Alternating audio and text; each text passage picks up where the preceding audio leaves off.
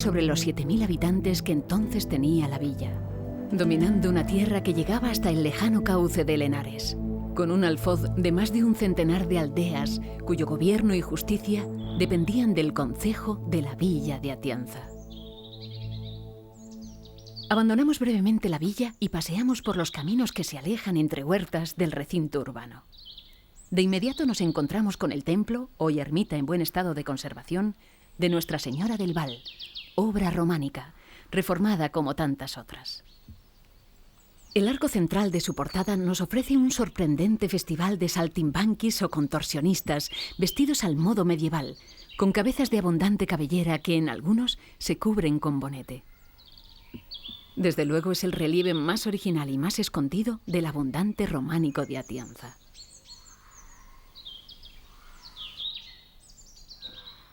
Continuamos nuestro recorrido por los templos de Atienza, varios de los cuales han sido recientemente convertidos en museos.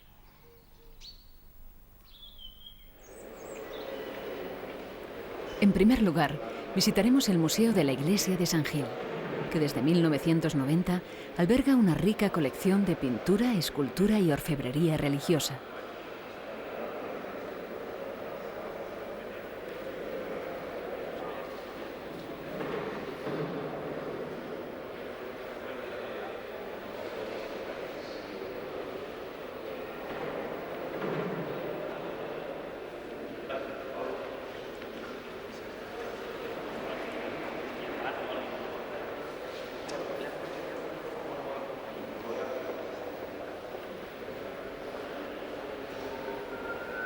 También encontramos dos secciones dedicadas a la arqueología y a la paleontología.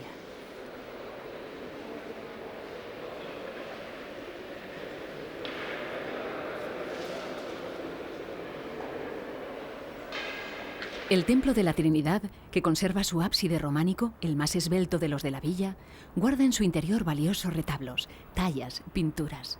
Pero lo más sugestivo es su famoso Cristo del Perdón, atribuido a Luis Salvador Carmona, obra de fuerte carácter emotivo en la que el Cristo aparece con el cuerpo lacerado y ensangrentado por los castigos corporales a los que ha sido sometido, apoyándose sobre la bola del mundo, donde representa la escena del pecado original. Toca el turno ahora al Templo de San Bartolomé, también reconvertido en encantador museo de arte sacro. Hola, buenas. Hola, buenas tardes. Usted es don Julio, ¿no? Sí. Voy a hacer aquí. ¿Qué tal? Encantado. Me han dicho que me puede usted enseñar el museo, que es la persona que más sabe de la historia del pueblo, ¿no? Es un poco exagerado, pero bueno, puedo enseñarte el museo, claro. Para eso estoy aquí. Pues, ¿por dónde empezamos? Empezaremos por la Capilla del Cristo.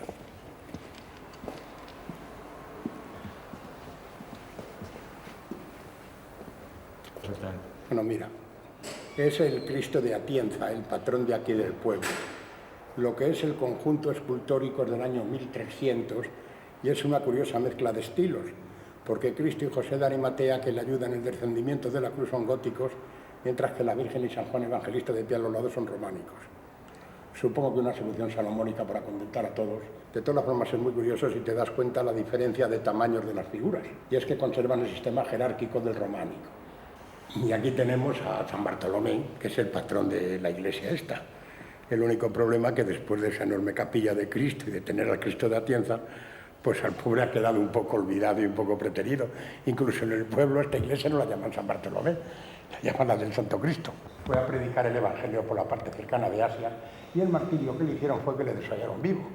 En el cuadro de la derecha del retablo puedes ver cómo le están quitando la piel. Muy desagradable, pero sin embargo el cuadro es de una magnífica calidad. Y aquí lo que hay es un cuadro que te va a sorprender y que te va a enseñar mucho, mucho, mucho. Porque es un cuadro que se quedó sin terminar. Normalmente no vas a ver un cuadro sin terminar nunca en ningún sitio, porque ocurrían una de dos cosas. Don Julio nos explica cómo en los talleres de los grandes artistas, mientras unos discípulos se encargaban de los fondos, otros pintaban las caras, otros las extremidades. Pero nuestro viajero no parece muy convencido. ¿Pero él la bocetaba primero o hacía un boceto o...? Admiramos también la colección paleontológica del museo, una de las mejores de España, con más de 3.500 especies diferentes de fósiles. Obras como la notable talla de la Virgen de la Merced, o cuadros como el Bautismo de Cristo, de autor anónimo de mediados del siglo XVII. en el que se representa con gran maestría luminosos paisajes y multitud de agitadas y nerviosas figuras de absoluta perfección. Y son grandes, y la letra muy grande, más famosas del mundo. Es la crucifixión de San Pedro. El problema es que es un recuerdo del pasado. Bueno, don Julio, yo me he quedado impresionado con la lección magistral y con el museo. Es normal, es habitual. Todo el mundo lo dice. El museo, Atienza es el monumento nacional, todo el pueblo. Y fíjate, el día que has venido hoy, se celebra la fiesta de la caballada, que es la fiesta de España más antigua documentada. Se celebra sin haber faltado ni un solo año desde el año 1163. Es fiesta de interés turístico nacional.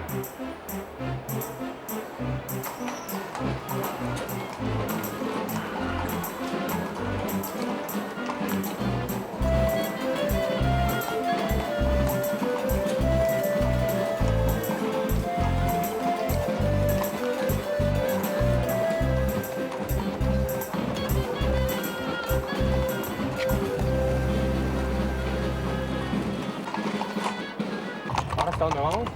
Hasta la ermita de la Estrella, que es donde tienen lugar todos los actos.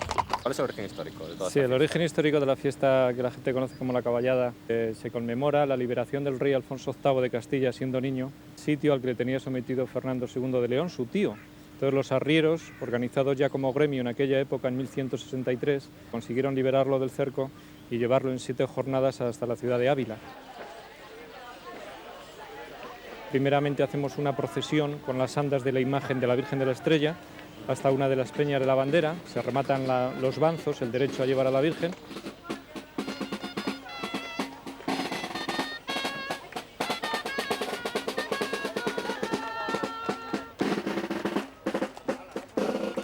Venimos, hacemos una misa, después de la misa se subastan las roscas que cuelgan del árbol. ¡9 salamines! ¡10 salamines! ¡11 salamines! ¡11 salamines! ¡10 salamines! ¡10 salamines! ¡10 salamines! Y después a eso de las 5:30 o 6 de la tarde subimos otra vez hacia el pueblo y en los arrabales de la villa es donde tiene lugar lo más vistoso de esta fiesta para la gente, que es las carreras de caballos.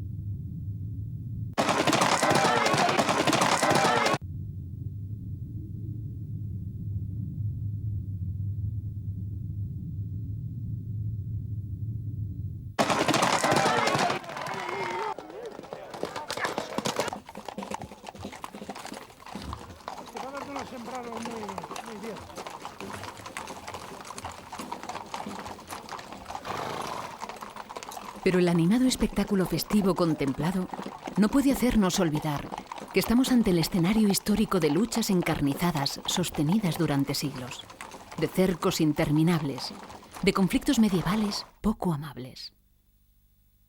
Una oportuna tormenta se encarga de hacernos serenar el ánimo, evocar la historia remota de este notable enclave medieval cuyo solar hemos venido a visitar y descubrir.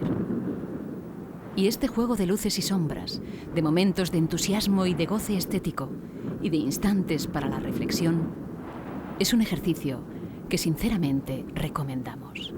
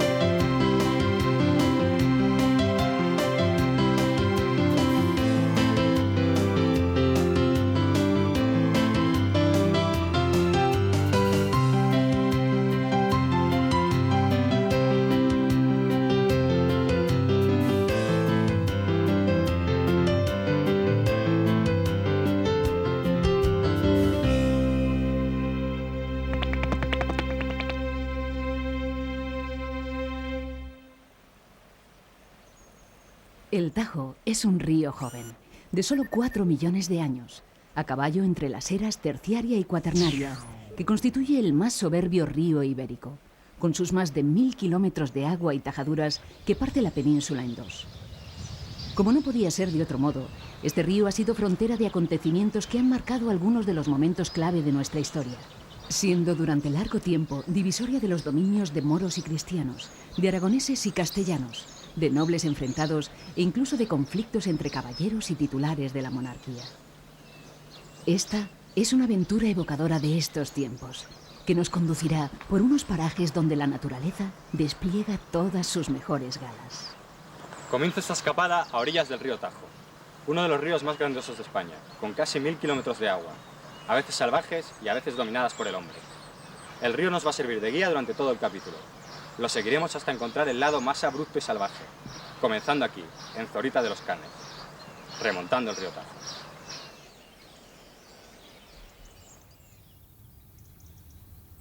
Nos encontramos en la histórica fortaleza de Zorita, una atalaya guerrera alzada sobre un alto peñón, que vigiló durante siglos el puente que a sus pies cruzaba el río Tajo, donde se libraron batallas entre moros y cristianos, con el protagonismo de notables personajes de leyenda, como el poderoso califa Abderramán III, el rey Alfonso VIII y el Cid Campeador. Todo lo cual hoy nos resulta brumoso, legendario, como acontecimientos que rondan ya el millar de años.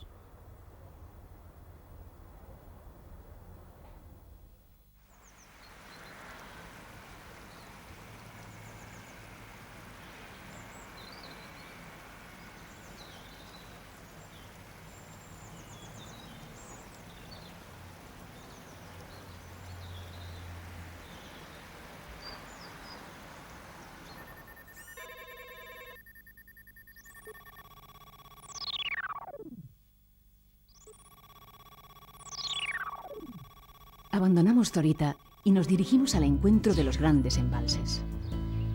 Nos detenemos antes a admirar el perfil del castillo de Anguix.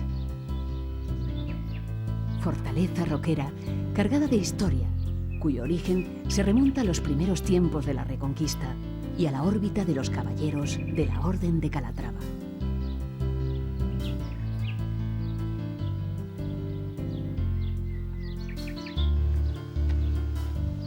Llegamos por fin a las proximidades de Sacedón.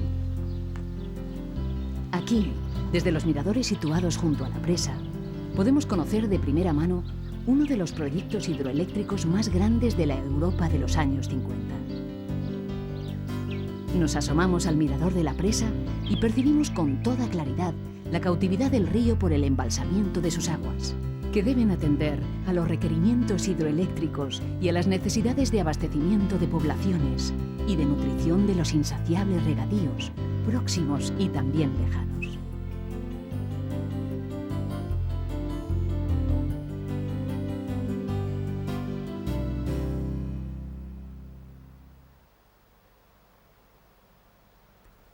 Al otro lado de la presa, el espectacular paisaje de la inmensidad de las aguas reposadas del río Tajo.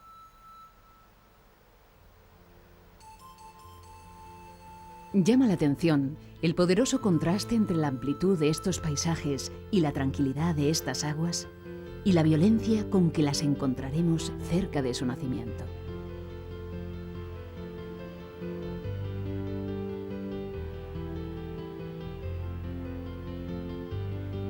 Nos encontramos entre los pueblos de Alocén y El Olivar, en el que quizá sea el mejor mirador de la zona.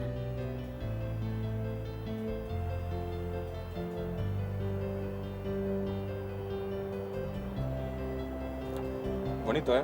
A esta maravilla de paisaje se le llama por la zona el Mar de Castilla y lo forman los embalses de Bolarque, Buendía y Entrepeñas. Desde aquí podemos admirar no solo la inmensidad de este Mar de Castilla, sino también las llamadas Tetas de Viana, dos protuberancias de sugestiva silueta que nos acompañarán por este recorrido de la Alcarria marinera. Bajamos hasta Durón, población donde el aire de la Alcarria se adensa en construcciones típicas, con vetustos edificios de auténtico sabor rural, sin privarse de una estupenda fuente barroca. Siguiendo las indicaciones de los vecinos de Durón, Visitamos el nuevo emplazamiento de la ermita de Nuestra Señora de la Esperanza, que antaño estuvo situada en el fondo del Valle del Tajo, de donde fue transportada piedra a piedra poco antes de que las aguas del embalse anegaran su emplazamiento. Hoy se encuentra en un altivo saliente rodeada de frondosos pinares a gran altura sobre el valle y las aguas del embalse.